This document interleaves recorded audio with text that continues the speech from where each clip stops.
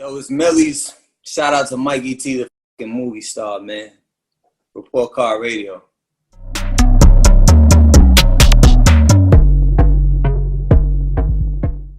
Millyz, man, I appreciate you joining me today on Report Card Radio, bro.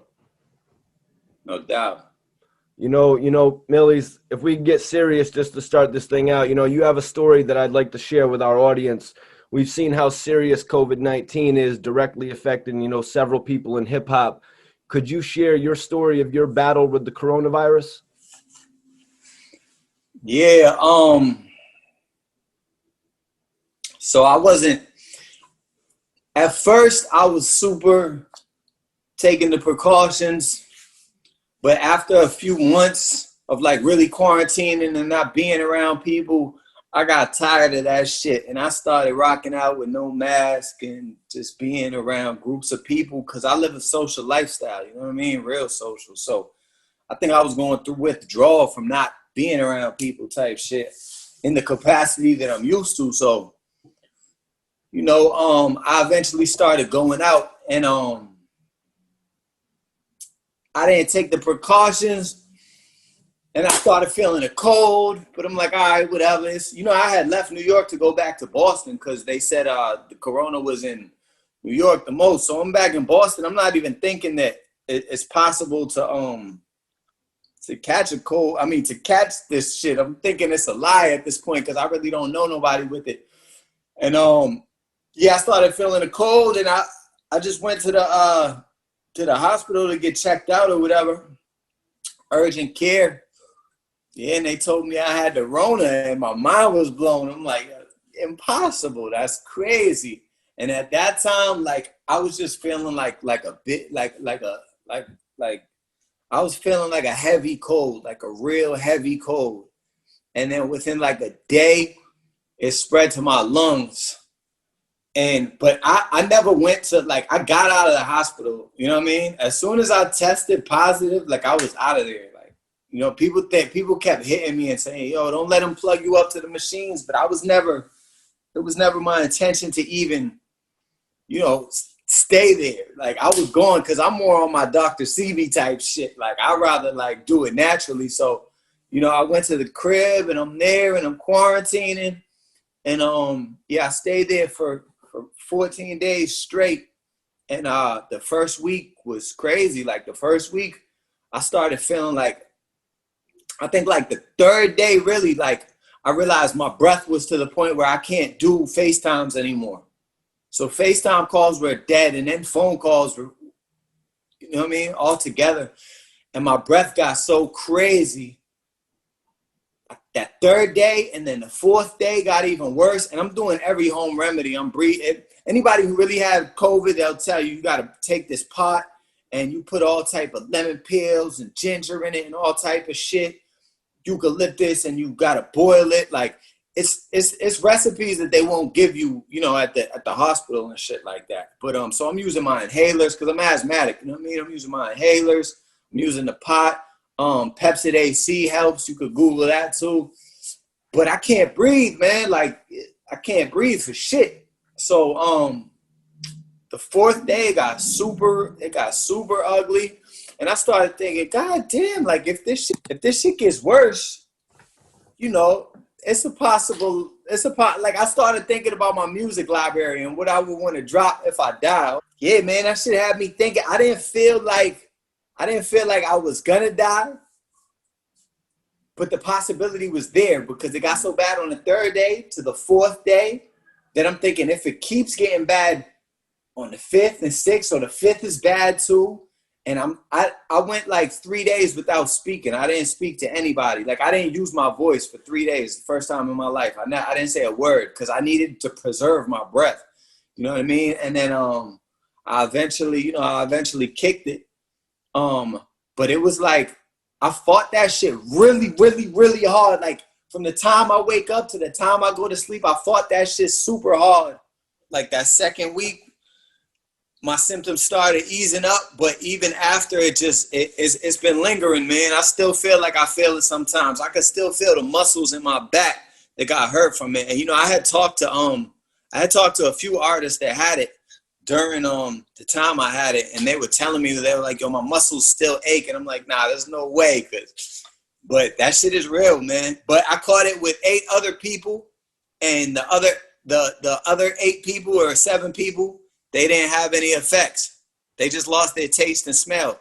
I was the only one who felt like I was about to kick the bucket. So, you know what I mean? Yeah, man. You know, when I seen you post that on the gram, I was really taken back. I was like, this is just like too serious. You know what I mean? What happened with Fred the Godson and you posting it? I'm like, this is too much. So I've really been keeping myself away from a lot of people. You know what I mean? I've been doing the interviews like this lately. But you know what I mean? What was it that you was doing out in New York, man? I know you guys be passing that Henny around. No, I was in Massachusetts. I was in Cambridge when I caught it. Okay. I went to Lawrence, Mass, shot a video, which if you know where Lawrence is from, that's like Nicky Jam and shit. It's like the Spanish section of Massachusetts. I went to Lawrence, then I went back to Cambridge. I went to the projects that night because this girl from around our way died, and I was just within that time, I probably came in contact with like 100 people type shit.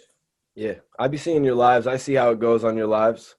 Yeah. I was probably with like 100 people, but I never thought, you know, it would be me. But I'm kind of glad, you know, that I'm kind of glad I did get it now because I don't think you could get it again for real. No, just to tap in about that a little bit. My aunt actually, my great aunt, 85 years old.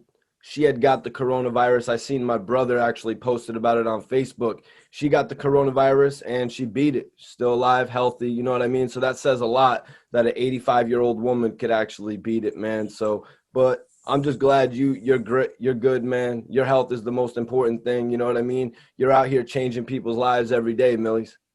Yeah, I almost didn't post it either. I actually hit my man Set Free and I was like, should I post? Should I tell people that I got COVID? Because, you know, I feel like a negative connotation comes with it. But I posted it and I got a lot of love, you know what I mean? And my shit was so severe. I was getting love, but I wasn't even checking social media for like 5 days. Like I was up, you know what I mean? But when I really got back around to checking it, I felt the love. Word. So Millyz, man, let's talk a little bit about where you're from. Tell me a little bit about coming up in the game and growing up in Massachusetts. Yeah, so I'm from Cambridge, Massachusetts. Like, I'm born in Boston. I went to high school in Charlestown, which is a section of Boston. But I'm raised, everything I know comes from Cambridge. We're a smaller city. Boston is 96 square miles. Cambridge is like 7 square miles. We're the home of Harvard College and MIT. And so that accounts for about half of the whole city. And then the other half, there's about 25% rich people and 25% poor people living below the poverty line. You know what I mean? And so I came up there in a middle class family, I guess you could say. Me and my mother, you know what I mean? Me and my mother. And but I knew my pops, but he moved when I was young or whatever. I mean, I know my pops, you know what I mean? But he moved when I was young. So it was really just me and my mother. And yeah, that city taught me everything I know. That's where like Patrick Ewing's from. We got a lot of basketball players from there. Ben Affleck's from there. Like a lot of famous people come from Cambridge for being such a small city. You know what I mean? Like the first black woman ever on Baywatch, the Jarvis family. Like if you know about basketball and things of that nature, you know what I mean? Ramiro Robinson, Nipsey Hussle has said that he had a mentor from Cambridge, you know what I mean? If you check his interviews or whatever, Bob Francis, excuse me. But yeah, so it's like a special city, and it's a trap city, you know what I mean? We hustle. What was your earliest memory of what made you want to get into music? I think, you know, I think everybody wants to get into music at some point when they're young. They see artists look cool, and you want to be that, you know? So I think that's my earliest memory, but as far as knowing I could do it, it was just, you know, the first times I would write my rhymes and say them in my neighborhood, and people would react, and I love that reaction. That was like a high to me. That's a high that I still chase. So who were some of the people that actually influenced you, you know what I mean, to actually get in the game? Was there many people from Massachusetts, or was it other people from other states? Yeah, it wasn't really people from Massachusetts. It was like, you know, the famous rappers. I'm sure you know who I would say if I listed off all the rappers that inspired me, you know.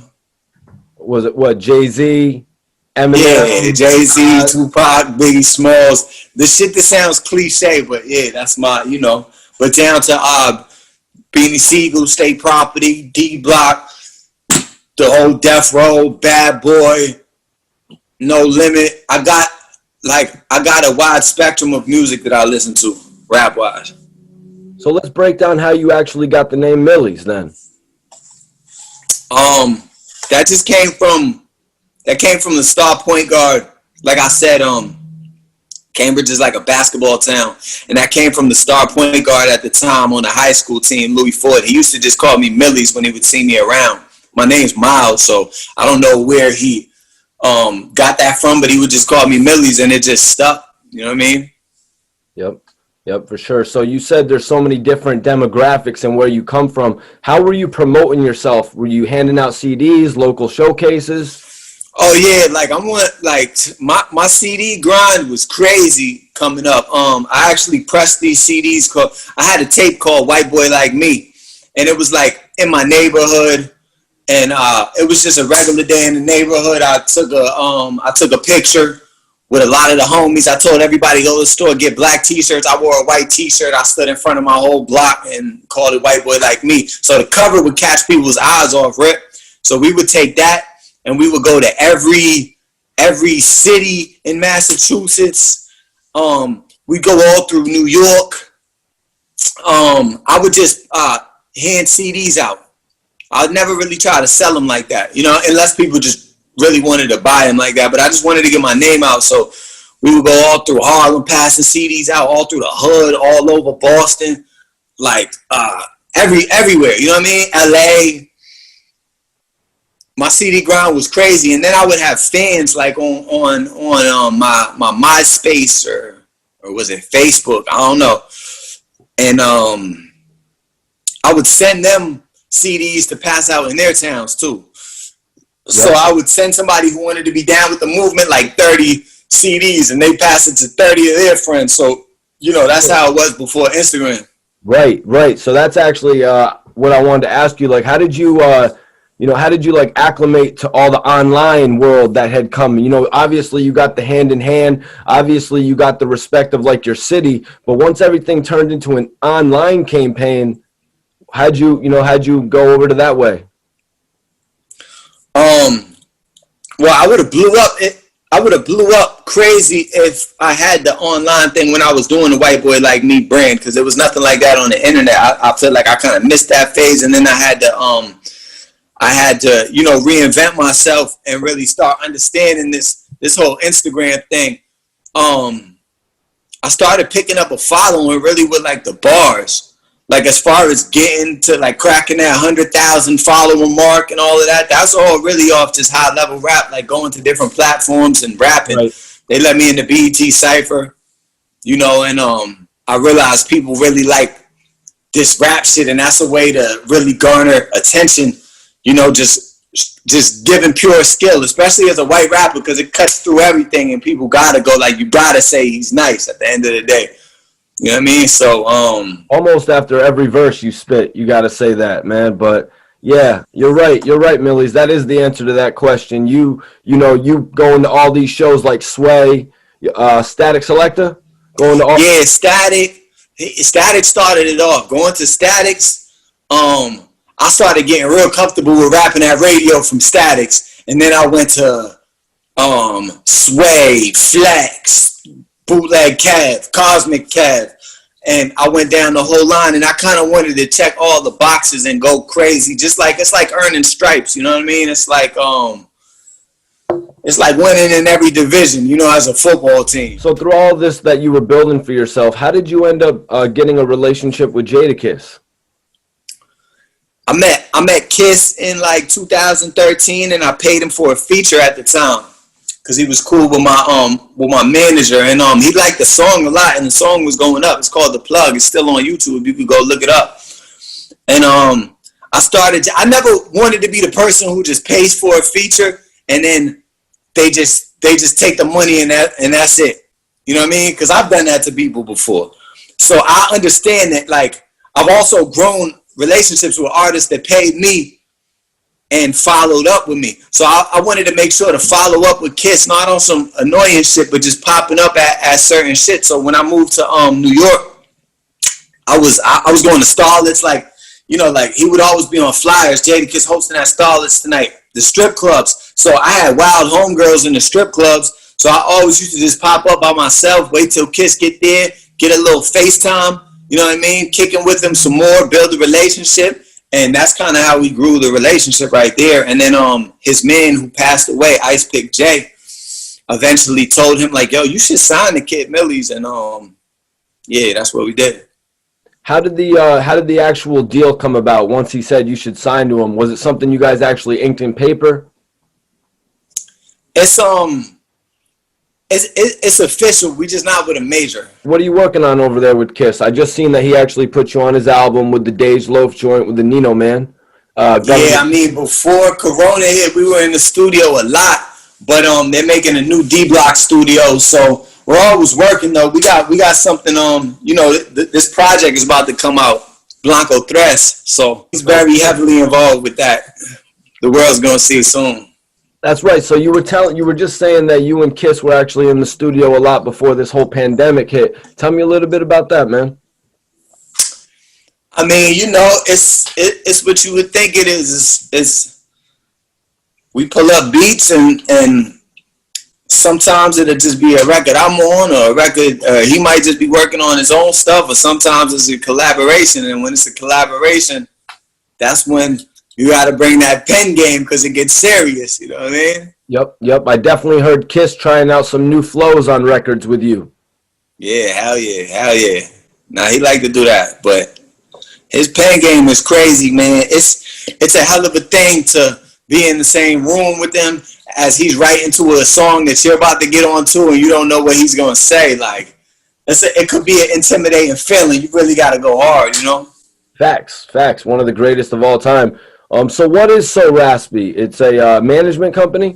So Raspy is all of that. It's a label, management company. That's what's up, man. I definitely wish you all the success over there. But I want to ask you about a label deal that you actually turned down. I seen you tweet about it. Can we talk about how you turned down Treyway and Shotti? How did that whole thing happen? I don't want to say it like I turned it down. Because the circumstances were crazy. Like the feds, as paperwork was going back and forth, the feds came in right there. Okay. So that was the end of everything anyway.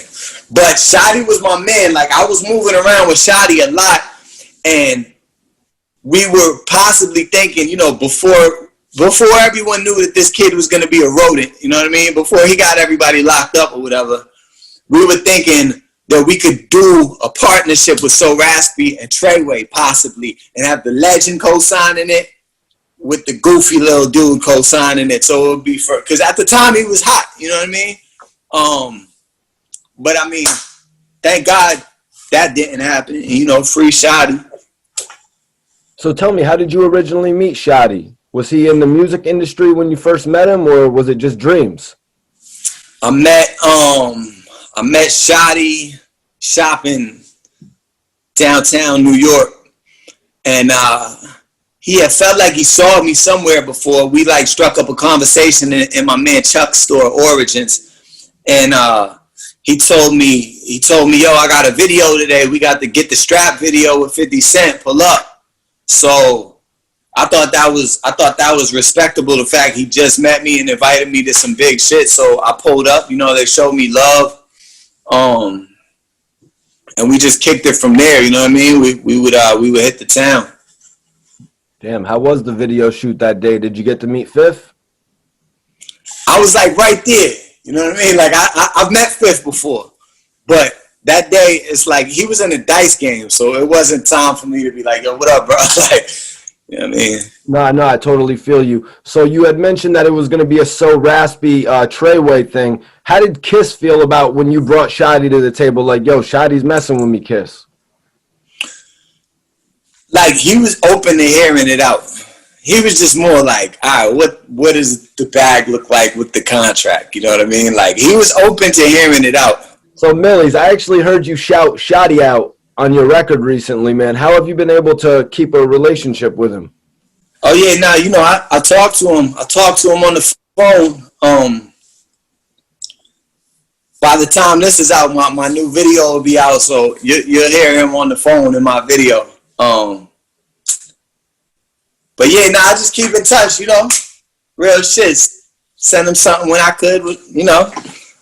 Same thing I would do for any of my friends.